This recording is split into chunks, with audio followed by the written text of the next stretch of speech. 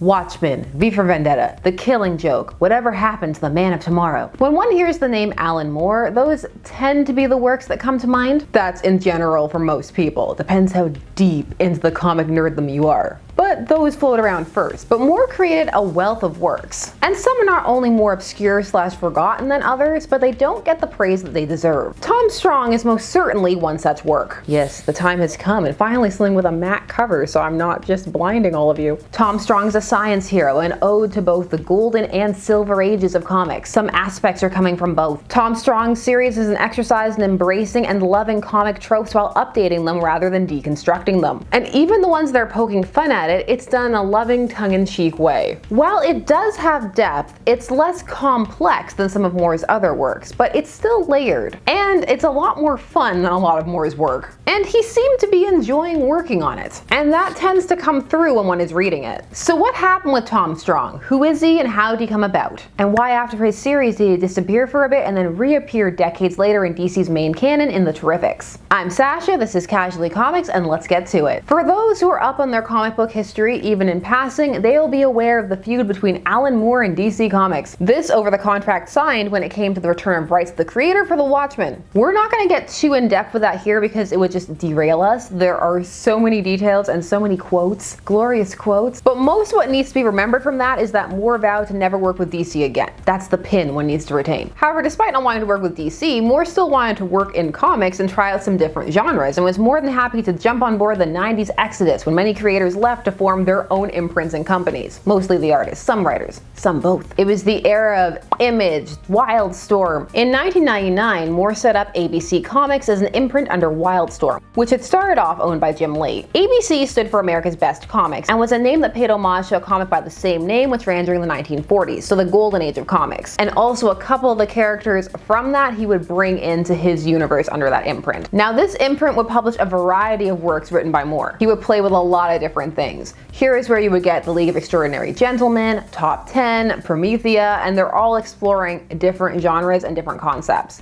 And then of course you would also have Tom Strong. Tom Strong is a fusion of a lot of different classic ideas. There are lots of little things that Moore enjoyed coming together and then being recomposited into a new whole. In design and character traits, Tom Strong has a lot in common with the likes of Doc Savage and Tarzan. And in setting and adventure styles, while many elements are taken from the Golden Age, they're infused with the attitude of the Silver. And you can see this down to the environment. Moore talks about this when he describes the cityscape of Tom Strong's city that he protects, Millennium City. I mean, Tom Strong protects lots of other places too. When discussing it, Moore stated, "It was when I was talking about Carmine Infantino that I suddenly realized that in the early Flash comics, the beautiful supreme antiseptic plazas, these tall kinds of buildings that looked like cocktail glasses, that this was not real. This was vision on how America might be or should be. So I kind of decided when I was going to do the ABC books that I'd have it all set in America, but I'd go out of my way to make it an America that didn't exist, but which was kind of evocative and poignant that people would wish that was like that." So yeah, in Tom Strong, Millennium City with all the cable cars and bridges. So you can see how that's taking a concept that sprung up from visions of comics in the Silver Age and then adapting it, twisting it, looking at it through a different lens. Not necessarily deconstructing it, but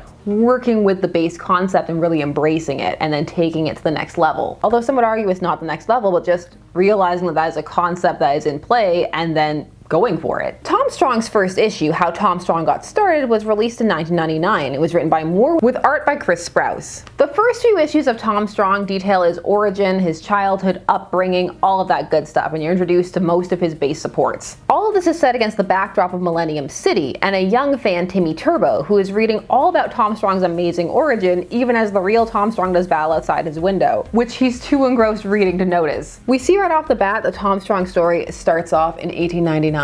So you're already going to have some fun, different time periods to play with. Tom Strong is very long-lived. We'll get to why in a bit. So how Timmy is reading about Tom is that his stories are printed in comic format in this universe. There are Tom Strong comics. In Tom's origin, you can see how a lot of classic tropes are utilized, but either updated or subverted in clever ways. Tom Strong's parents come to a secret and mystical island so that they can conduct an experiment. Although Tom's father is definitely the driving force, and the way that he goes about it is going to have ripple effects effects throughout Tom's entire life and also leads to some complicated feelings that he will have towards his father. Tom's father builds a robot, the Pneumatic Man, who partially has the phrase Newman or Newman built into his name and hence would be called that. So it's kind of a take on that phrase, and it also has his voice engram. Now while they assume the island is uninhabited, it isn't, a fact they learn when during childbirth Tom starts to be born breech and the locals, the Ozu, come to their aid. However, despite this, Tom's father keeps them separate in a stronghold built by the Pneumatic Man. They built it in an inert volcano, which, I mean, you know it's just gonna be bad. Now there Tom is raised in a pressure chamber, with his mom not allowed to ever hug him or hold him or touch him outside of the confines of a suit. He's made to consume a local root that extends lifespan and is just constantly schooled and is constantly being taught to become the ultimate and just strongest man. It's also partially to see how a child raised like this is gonna turn out. Tom's father is slightly sus, and his mother's not entirely okay with this, but she kind of already agreed to go along with it, and so she is. But she's worried about the fact that she can't really fully interact with her son and that he's being denied contact with any of the other children that are around. Now he's supposed to stay in there until he's 11, but an earthquake kills his parents when he's 8, and so the first time his mother ever gets to hold him without the barriers between them is when she's dying. This is a way more optimistic work and it still hurts. It still has these moments. This also means this is the first time he meets other people when he meets the Ozu. Thankfully Newman had taught him some other language, and then it's from that point that he grows up with them as they take him in. So you can see the narrative of other comes to a native land being played with but tweaked to make Tom a bit unique in that a lot of the attributes power-wise have come before, and the way he is integrated is a bit more tragic. And he also has a bit of a complicated relationship with his parents and where he originally comes from because of how he was raised, and all he has access to is his mom's diaries and his father's notes. There's a lot of complicated feelings there. Now Tom eventually leaves to explore the outside world his parents came from,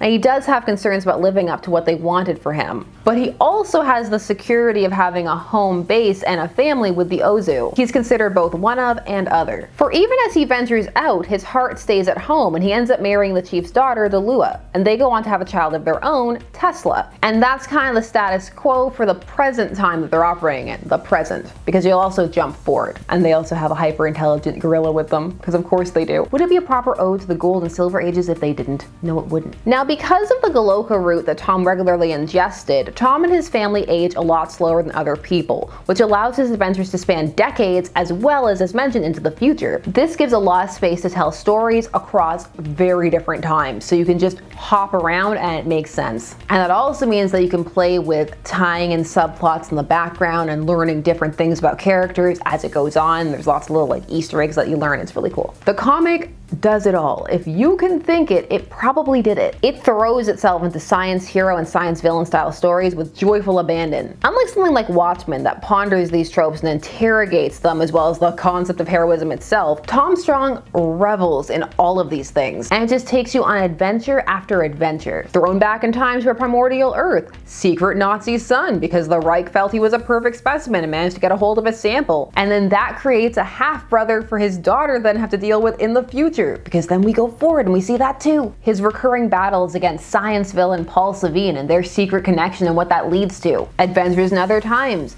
his youth, pirate adventures, other dimensions, alternate versions of himself, getting punched in the face by a bunny version of himself. Madness. Sheer madness. The best kind of madness. Just that feeling of just adventure and wanting to go to the next one of what's gonna happen next. What is Tom gonna have to do next? Look, a space cowboy with 3 eyes. Look, now they're in a sentient fish ship. Now his wife and daughter would also have their own adventures, and there would be spin-offs. And he would also cross over because this universe that Moore was creating at ABC would be interconnected. It's always a wild ride with Tom Strong. And you can feel that Moore is having fun writing it, despite the fact that he talks down about it a bit. Well, less about it, more what he feels is its lack of complexity. In 2001 he stated, "I wanted to do something sweet. It's lazy writing. Something about simplicity, which seems to be what people enjoy. Surprisingly, I keep getting these bravery letters for putting in an interracial marriage. There aren't many mixed relations in comics. I hadn't thought about that. How shameful that is. How backward this medium is." You always get a decent level of shade when you read some Alan Moore quotes. Shade everywhere. Now Moore would write the first 22 issues of Tom Strong with a couple of co-writes near the end, before having guest writers continue on for the rest of the character's first tenure, returning for the 36th and final issue. Although he would usually handle him when he crossed over into other works in the ABC line like Promethea. When Moore talks about Tom Strong, he often talks about it not being very clever, or not being very groundbreaking, or just being very simple. And it feels as though he doesn't give this work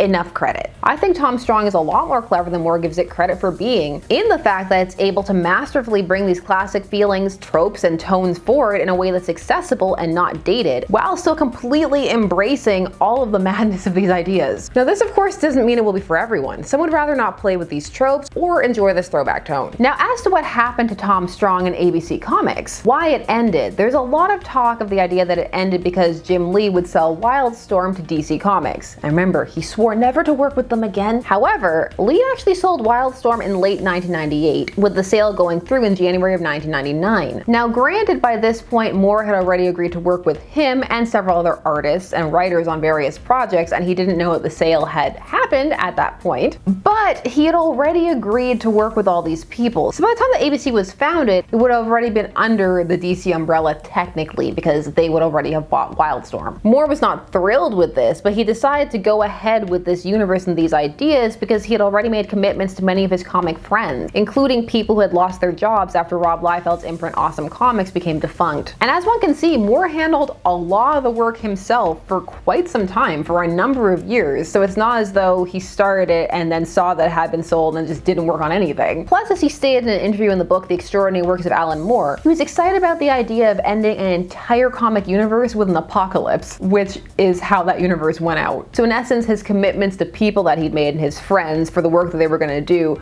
trumped his vow to not work with DC again for a bit. So people over salt, basically. However, despite ending the universe with an apocalypse, Tom Strong would reappear in 2010. This in a mini-series, Tom Strong and the Robots of Doom, written by Peter Hogan, who had done a lot of guest writing on Tom Strong, and Chris Sprouse would return to do the art. This series would take on a bit of a darker tone than the original, and that's not to say that dark things didn't happen in Tom Strong, because they definitely did, but the overall tone was very jovial. But as for Hogan's updates, he did talk quite a bit about what it was like to work with the character, not only in that miniseries, but also in the 2013 mini that he would do. Tom Strong and the Planet of Peril. I mean, you hear the titles, you know you're in for a good time. Now, on taking over the character, Hogan stated, "When DC asked me to consider taking over Tom, it was conditional on Alan being okay with the idea, and that was a key aspect for me too. If Alan had been unhappy about the prospect of Tom carrying on without him, I'd not have done it, and I'm sure Chris felt the same way. As it turned out, fortunately for us, Alan had no objections. And yes, Alan did read the last miniseries, though that's kind of between me and him. Let's just say I can live with his verdict." Hogan then went on to talk about how Tom Strong is an ode to so many things, also bringing up the concept that in the Silver Age department, Tom Strong harkens back to that willingness to just go with and explore any story concept, and just play with the idea that science can really take you anywhere. So you would have ideas that maybe on the surface might sound a bit silly, but because of Moore's approach, many of these ideas lost their camp and become more approachable for a wider audience. More, not completely. Now, Tom Strong would eventually find his way into the main DC universe in the title The Terrifics in 2018, where a team of superheroes ventures into the dark multiverse to save the universe. So since it was a giant multiversal event, it was just kind of like he was coming in from another universe, the ABC universe. Now, for some, this was their first time encountering Tom Strong and his family, and he left a good impression on many. This kind of throwback hero, take charge, get it done, but still nice and fun, not arrogant or pushy. In many ways, classic Tom Strong is an ode to classic heroes. Classic science heroes, sorry. Different, and it is different. But Tom Strong's more than that. It's also an ode to the wonder, that being the wonder of superheroes slash science heroes. Not necessarily an aspirational take like the more heartwarming tales of Superman, but a tribute to the imagination and awe these characters and their stories can inspire. Like little Timmy Turbo, so engrossed in these tales that can just leave one with an aura of excitement and fun. Tom Strong is multifaceted. It's not lacking emotional nuance. Again, I think it's also more complex than he gives it credit for being. But Moore at times can be very dismissive of people reading into his work. Go read some quotes about what he thinks about The Killing Joke. That's a good time. He's also sometimes very closed off to other people's interpretations, very possessive of his own work, which is understandable, but at times can lead to some interesting outcomes. I'm not talking about the getting screwed over thing. When it comes to Tom Strong, what Moore and the others who take over the character are able to achieve is that sense of exploration of excitement and fun of comics. And it's not as noted or celebrated as works like The Watchmen or Miller's The Dark Knight Returns, but it should be. Being able to evoke these feelings of childish wonder and adventure is in and of itself impressive and noteworthy. It can be hard to achieve a genuine embracing of such classic tropes while still adding to them but not mocking them. Moore may claim that the work is simple, but sometimes the simplest things are the hardest to accomplish. The more simple something is, the more starkly it stands out when it's poorly executed. So success in the simple is also worthy of celebration. Tom Strong deserves more attention as a classic comic work. And if any of this sounds up your alley, I really hope you check out Tom Strong and then come back and talk about them with me. I need more people to talk about Tom Strong with. Like, I would love to do a video essay about like his dad or his relationship with Delua, but no one would care. I can only do so many things people don't care about before the YouTube algorithm eats me.